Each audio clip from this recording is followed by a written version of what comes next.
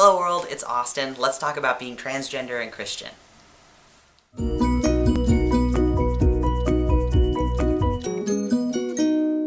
So this week's video is going to be a little bit different. Usually I write out kind of a script of what I want to say to you guys, and kind of go through it to make sure that I hit all the points. This week though, it's going to be a little bit more vlog-like, so I hope that's okay. I had another video that I was going to upload for today, but I'm going to upload it next week instead, because last night I went to my friend's ordination. She was ordained as a pastor in the church, in the Lutheran church, and so she's going to have a congregation now that she's going to lead, and it was an amazing service. And we read, as we were ordaining her, we read a whole bunch of different scripture passages, and one of them really stood out to me and helped me remember why it is I do what I do, and so I wanted to share that with you because it's important for you to do this too in the sort of conversation that we have around transgender and Christian issues. So I wanted to share this passage with you. This is a passage from Psalm 40, and it's verses, 5 through 10. You have multiplied, O Lord my God, your wondrous deeds and your thoughts toward us. None can compare with you. Were I to proclaim and tell of them, they would be more than can be counted. Sacrifice and offering you do not desire, but you have given me an open ear. Burnt offering and sin offerings you have not required. But I said, Here I am. In the scroll of the book it is written of me. I delight to do your will, O my God. Your law is within my heart. I have told the glad news of deliverance in the congregation. See, I have not restrained my lips, as you know, O Lord. See, I have not hidden your saving help within my heart. I have spoken of your faithfulness and your salvation. I have not concealed your steadfast love and your faithfulness from the great congregation.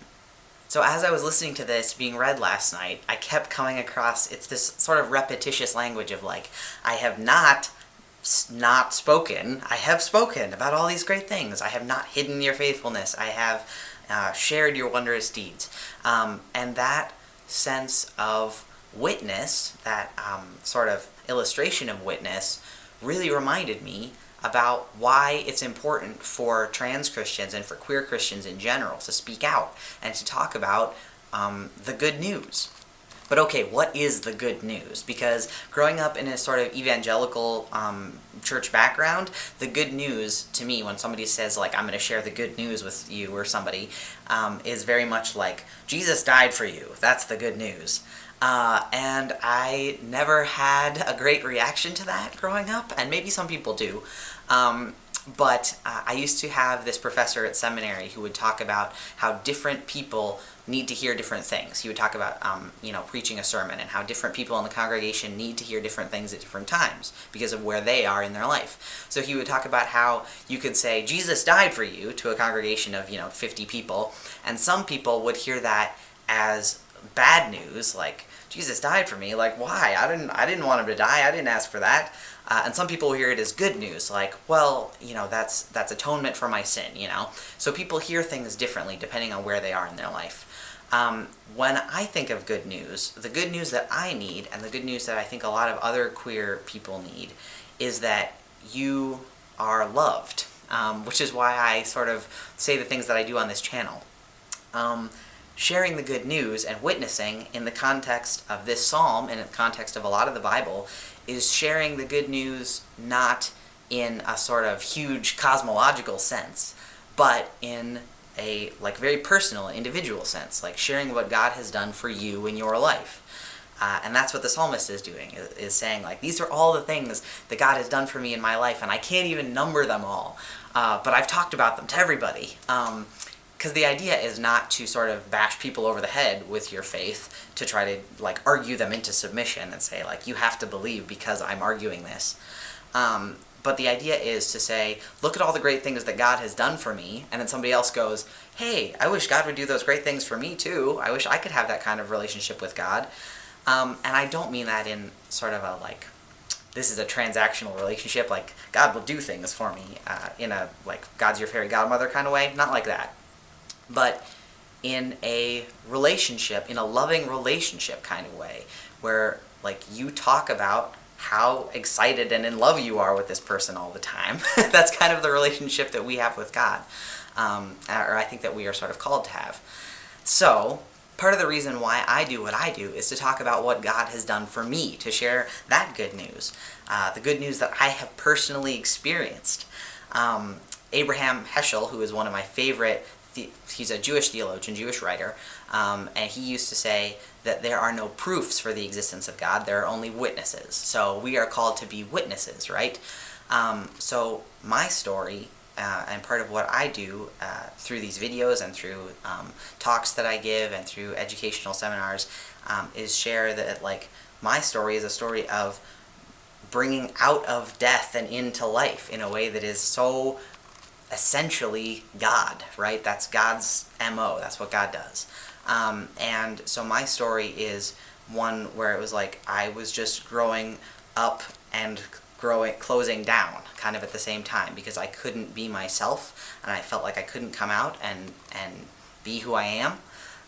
And so it was just like a slow closing down as I was getting older and realizing how much I needed to be honest about who I am, and feeling like I couldn't do that. But it was in that darkest place that God broke in and said, I love you, and it's okay to be who you are, and you can come out and talk about it, and people are still going to love you. Like, I'm still going to be there for you, other people are going to be there for you, I'm still going to surround you with blessing in your life. Even in the darkest places, I will be there with you. That was the good news for me. And so that's why I do what I do. And it's why it's important for other trans Christians and other queer Christians to stand up and talk about what God has done for them too. So that's why I'm sharing it with you guys, because it's important for you to share your stories. Because it's only when we stand up, the people that are like least expected to stand up and talk about these things, right? When we stand up and talk about what God has done for us, it it feels so great to talk about that, like within yourself, but it also creates a better world, because we have enough negativity and like crappy stuff that we have to deal with every day. We have enough news that's trying to tell us to be scared and just like terrified and sad all the time, that when we bring this good news of like life out of death and like the things God has done for us, when we bring that forward, that creates a better world around us too. So anyways, I was just thinking about that today, and I hope it's alright that I shared that with you a little bit. I would love to hear more about your stories and what God has done for you. Let's hear about your witness. So tell me about it in the comments, on Facebook, on Twitter, and all the usual places. And I am going to be sharing part of my story and some Bible verses about gender non-conforming folks in the Bible at the Philadelphia Trans Health Conference in June, and I'm really excited about that. So I'll put the link to that, what I'm going to be talking about. It'll be down in the description below. If you're going to be at PTHC, I would love to see you and talk with you. So, yeah, I hope you're having a great day and a great week, and we will see you back here next week for a new video. Thanks, guys. Peace.